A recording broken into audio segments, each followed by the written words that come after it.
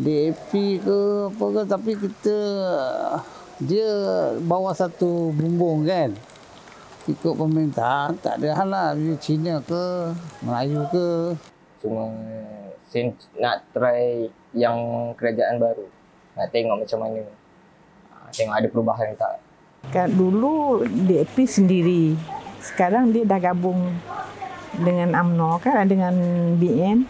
Ketika kempen pilihan raya Selangor menghampiri pusingan terakhir, pemimpin DAP sering berkongsi bahawa parti itu berdepan situasi persaingan yang sengit di Dun Sungai Pelik. Sungai Pelik terletak di hujung selatan Selangor, bersempadan dengan Negeri Sembilan dan merupakan kawasan pinggir bandar.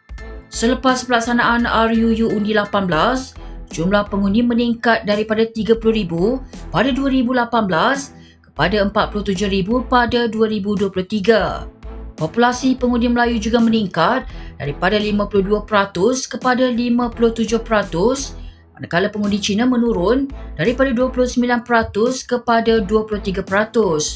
Berdasarkan demografi pengundi, ini adalah kawasan berbilang kaum di mana lebih separuh adalah merupakan pengundi Melayu. Pemimpin Perikatan Nasional telah lama mendakwa bahawa DAP merupakan ancaman kepada orang Melayu Islam. Jadi adakah pengundi Melayu di Sungai Pelik akan mengiktiraf pandangan PN ini, dan adakah DAP akan kehilangan kerusi tersebut? Wartawan Kini TV melawat beberapa kawasan di Dun Sungai Pelik bagi mendalami pandangan dan sentimen pengundi Melayu tempatan. Buat masa ni rasa okey lah. Saya tak tahulah yang akan datang kan, tapi buat masa ni okey. Sebab ada orang yang kata DAP tu ancaman kepada orang Melayu dan juga Islam. Patrick pernah tak dengar perkara macam tu? Tak ada lah pula. Buat saya rasa masyarakat Malaysia ni kita bersepakat lah. Saya rasa itu sebenarnya mainan politik lah. Itu retorik. Sebab benda ni memang daripada dulu, kalau nak ikutkan BN dengan PAS, dia memang tak ada isu lain. Isu dia adalah sama je. Agama Melayu. Tapi bila mereka jadi kerajaan, mereka tak ada buat apa-apa pun untuk agama mereka dan untuk orang Melayu. Sama je. Jadi kita kena ingat balik semasa mereka bersama dengan PR dulu, Pakatan Rakyat, mereka bersama dengan DAP, kenapa mereka tak mencetuskan balik retorik itu? Ramai cakap macam tu kan, ramai tak suka DAP semua, tapi saya tengok on the whole je, saya tak kisah pun pasal dia DAP, ramai kata teruk ke apa ke, saya macam as long as dia boleh buat kerja dia, saya okey je. Macam semua DAP ke, PAS ke, PN ke, semua ada pros and cons dia. And kalau orang cakap DAP je teruk, kita boleh tengok parti lain pun ada juga teruk-teruk dia. So saya tak ambil just that one specific teruk je untuk bagi tahu whole macam benda untuk dia je dia semua salah. Penang lagi kuat DAP. Parti DAP lagi kuat sana. Tapi lagi banyak dia bantu orang Islam. Sekolah agama, Rukafah kan, naik gaji lagi. Apa yang kata DAP nak serang kan? Sebab kalau betul jalan dia, mesti baguslah. Tak kira DAP kan. Kalau MCA pun Cina juga. Apa yang beza dia? Dia sebenarnya bukan semua lah. Sebab saya pun ada kawan-kawan yang bukan Islam dan yang DAP. Diorang pun ada yang tak suka, ada yang maksudnya tak setujulah dengan yang rasis ke apa ke. Ronin dia okey orang dia. Dia pun, saya pun kenal dia pernah tolong, adalah tolong-tolong apa semua. Cuma saya nak try yang kerajaan baru. Nak tengok macam mana. Tengok ada perubahan tak. 40 to 50% sajalah dia bantu. Contohnya macam hari tu Sepang dilanda banjir kan, banjir tu. Di mana dia datang? Dia tak datang. Tapi yang bagusnya ahli parlimen kita orang datang. Itu yang bagusnya. Dulu DAP sendiri. Sekarang dia dah gabung dengan UMNO kan, dengan BN. Jadi makcik tetaplah ikut BN. Itu dah tentulah makcik pilih. BN ada di sana, di mana ada BN di situ ada makcik. Sekarang kan kita dah bersatu. UMNO dengan DAP kan dah, dengan Anwar kan dah bersatu. Jadi kita yang mana kita biasa sokong, kita tetap sokonglah sama bila yang dah bersatu.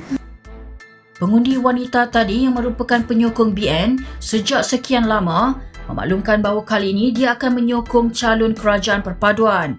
Ini menunjukkan bahawa jika undi penyokong BN dapat beralih kepada calon DAP, maka peluang mereka untuk memenangi kerusi itu akan meningkat. Bagaimanapun calon BN dari Bersatu, Suhaimi Ghazali memaklumkan dia merupakan Ketua Pemuda UMNO Selangor sebelum ini. Justru Suhaimi yakin dia mampu menarik undi penyokong BN berpindah kepada PN. Saya berjumpa dengan ramai kenalan-kenalan saya. I know 95% of UMNO leaders in Sepang. So, kita mempunyai hubungan yang baik walaupun saya tidak lagi berada di dalam UMNO, tetapi disebabkan kita berkawan rapat dan kita selalu berjumpa for the past 20 years. Jadi, apabila kali ini terdapat calon yang juga tidak asing bagi mereka, yang mereka percaya, yang mereka berkawan rapat, saya percaya mereka dengan sesungguhnya lah mempertimbangkan saya sebagai calon pilihan mereka.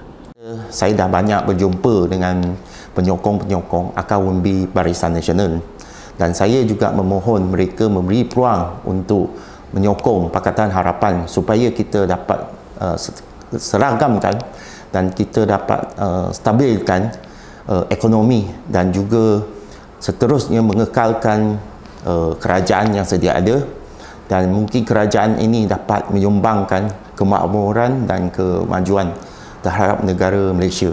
Itu yang saya selalu terangkan apabila ada berjumpaan dengan penyokong Barisan Nasional. Bagaimana agaknya kedua-dua calon ini akan menentukan peluang mereka untuk menang di Dun Sungai Pelik? Saya anggap saya mempunyai peluang yang agak baik, walaupun kita sekarang ini boleh dianggap sebagai underdog. Kita melawan incumbent daripada Pakatan Harapan, tapi saya percaya gerak kerja yang kita buat, respon yang kita dapat serta wave dari peringkat pusat sangat memberangsangkan, dan sudah tentu manifesto yang dilancarkan banyak membantu calon-calon Pakatan Nasional. Keperatusan untuk memenangi kerusi ini adalah dalam keadaan yang 50-50. Ya, boleh kata dalam keadaan yang sangat seimbang dengan pihak yang bertanding dengan saya. Oleh kerana terdapat ramai pengundi-pengundi yang baru hijrah daripada tempat lain, dan segi penilaiannya kepada pasukan saya atau kepada saya adalah lebih agak baru, dan mereka tidak tahu macam mana berdasarkan rekod yang sebelum itu. Ini merupakan satu cabaran kepada Pakatan Harapan dan juga kepada saya. Keadaan yang sekarang apabila ada peningkatan pengundi adalah merupakan satu cabaran juga kepada saya.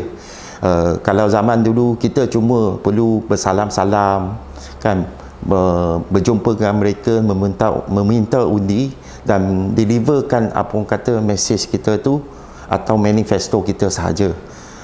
Tetapi sekarang kita lebih pada perlu, ya, kita melibatkan diri dalam aktiviti yang telah mereka anjurkan, seperti aktiviti yang senam aerobik, kan, aktiviti yang mungkin ada mereka bekalkan selain daripada orang kata dianjurkan oleh persatuan-persatuan atau persatuan taman-taman dan sebagainya. Dan ini juga akan membantu kita untuk pengundi menilai kita dari segi sosial dan juga pelibatan dalam aktiviti masyarakat.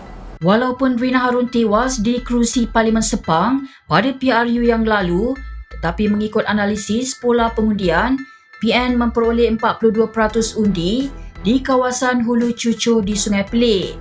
Ini menunjukkan bahawa PN mempunyai pengaruh tertentu di Sungai Pelik, manakala PH masih perlu menggabungkan undi dengan BN untuk menang.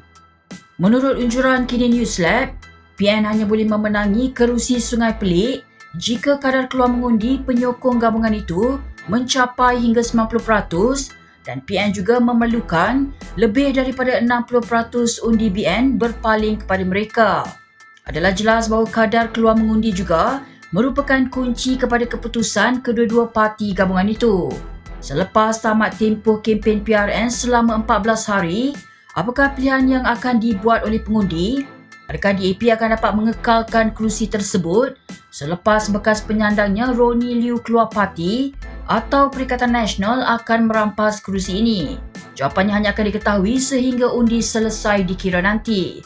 Laporan disediakan oleh wartawan KIDI TV, Hoi Jiashuan dan Yang Ziyi dari Sungai Pelik, Selangor.